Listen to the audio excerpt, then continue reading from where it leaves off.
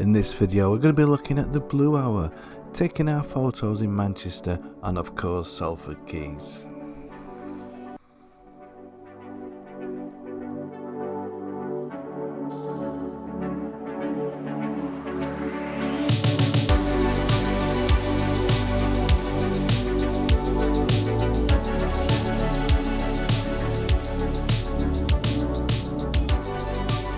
It's always best to get to your location before the sun goes down, so you still got a little bit of light.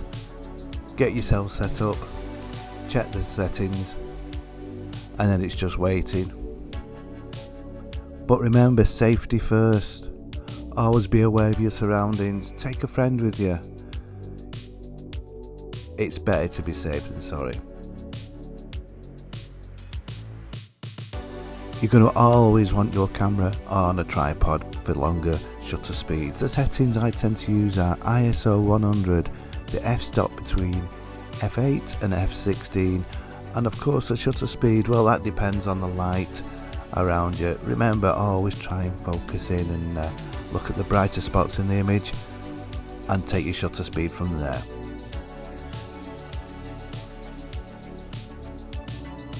I'm here in Castlefield trying to get some blue hour pictures. But what is the blue hour? Well, the blue hour is the dark section of the twilight. The darkest parts of twilight is what happens twice a day, in the morning and in the evening. I'll turn my camera around in a minute. You can see we've got an old Roman fort in front of us, then a industrial trains and new Manchester being built in the background, so it could be a good picture. Photography settings for blue hour, well, I always set my ISO as low as it can go.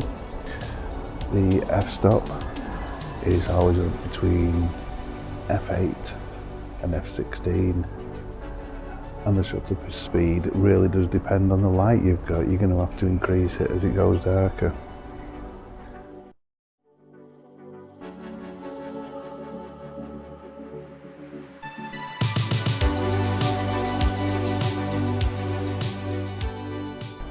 And if we can get a train coming past or something, that'll be ideal. Really could do with being a bit higher up, but it is what it is, really.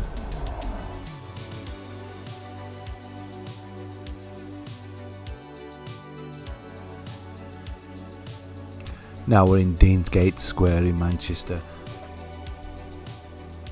These are the buildings you could see in the background of the last picture.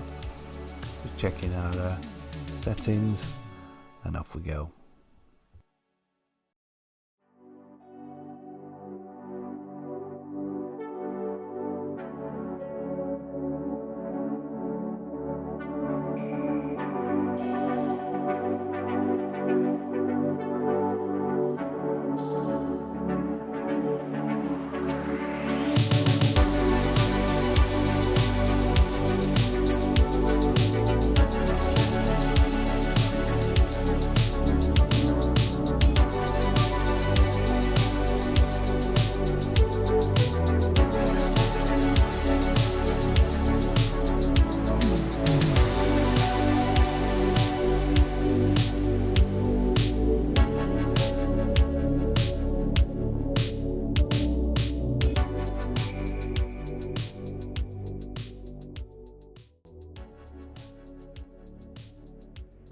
No, I think this will make a superb picture. You got the blue of the sky, yellow on the cottage there, and a green light. I'm excited about this picture.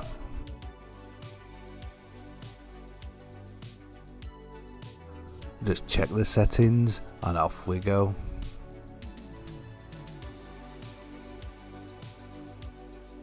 This is a finished picture ready for editing. Before we do that, I want to say, if you enjoyed this video, please consider giving it a like and maybe even subscribing to the channel. Now I'm going to edit this in Lightroom. Lightroom is the same as ACR, just set out a little bit different. I use Lightroom because I always have them. You got to remember, every picture is different. This is the way I edit it, but it's all personal choice, and it's just to give you the heads up on how I do it, and maybe a starting point. Let's get into Lightroom.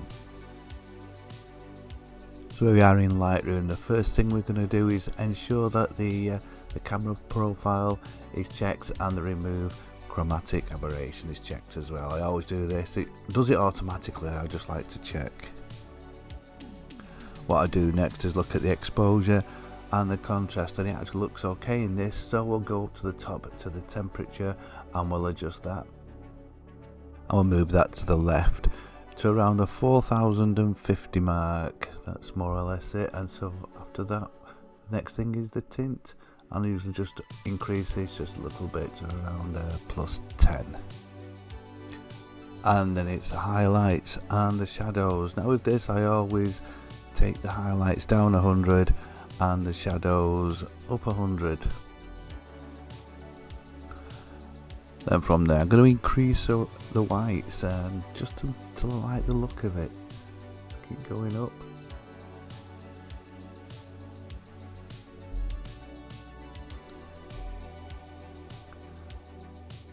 45 is about right, and we'll decrease the blacks.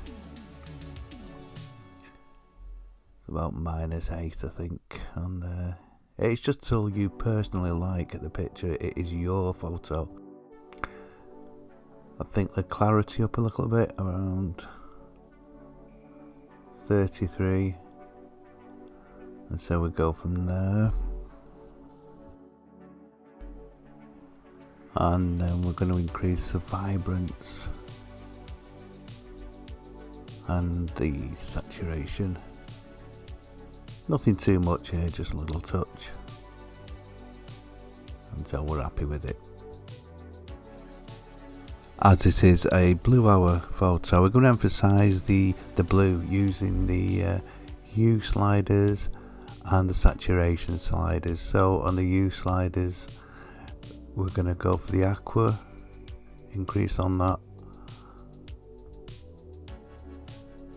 and once we're happy with the aqua, we're going to go for the blue.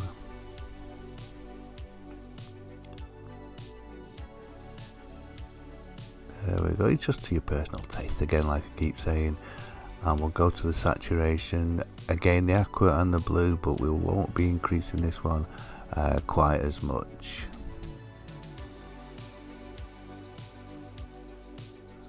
Once we're happy with that, we're going to go down to the sharpening. Sharpening's a bit of a strange one. Not every picture needs it. Sometimes it makes it look a bit different, a little bit better.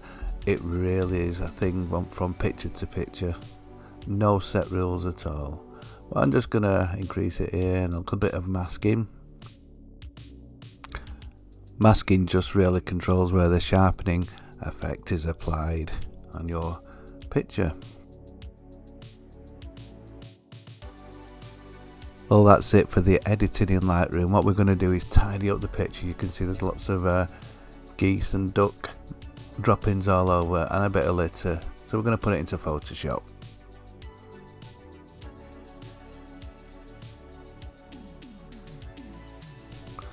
So now we're in Photoshop, and what we're going to do is zoom in and have a good look around. And as we can see, there are things that can be removed. So what we'll do, we'll make another layer, Control and J on the Mac, and we'll call that clean up so we know what that is. What I tend to do is use the content aware to get rid of stuff. There's plenty of tools in Photoshop you can use. So I'll use the lasso tool, I'll go around the item, then on a Mac I'll press Shift F5, make sure content aware is highlighted, and then OK. And we just keep repeating this process until we're happy with our final result. There we go, there's the finished result. There's the before, and there's the after. You can see it has made quite a bit of a difference. Not moving everything, keep it realistic. And now for the finished picture. So if you've enjoyed the video, please give it a like and consider subscribing to my channel, and I'll see you soon.